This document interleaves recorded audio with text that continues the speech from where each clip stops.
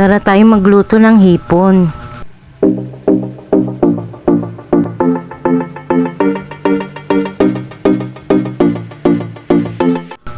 Itong mga kailangan natin, syempre, hipon. Yan, half kilong hipon. Then, margarine. Yan, nakapapasarap sa ating lutuin ng margarine, bawang. Then, magic sarap. Yan, okay. Yes, magpapainit na tayo ng ating kawali.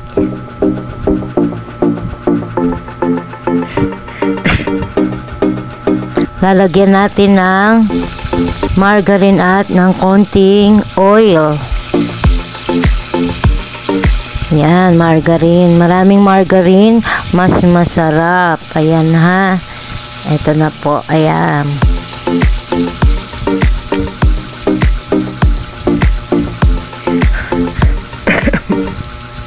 Ayan, mas maraming margarine, mas masarap. Yan, pagka kumukulo na ang ating margarine at ang mantika, ilagay natin ang bawang. Igisa natin ang bawang. Yan.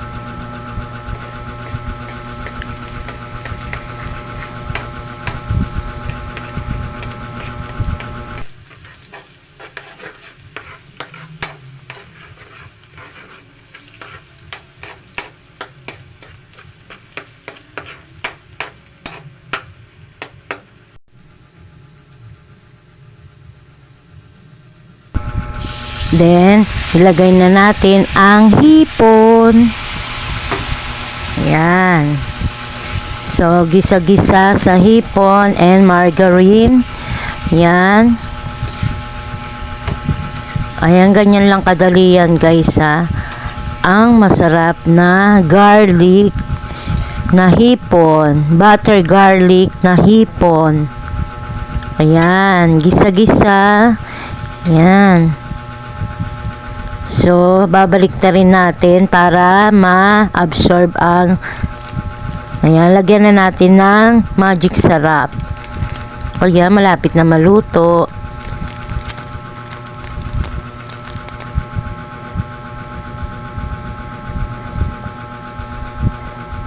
Eto na guys, luto na ang ating butter garlic na hipon. Ayan.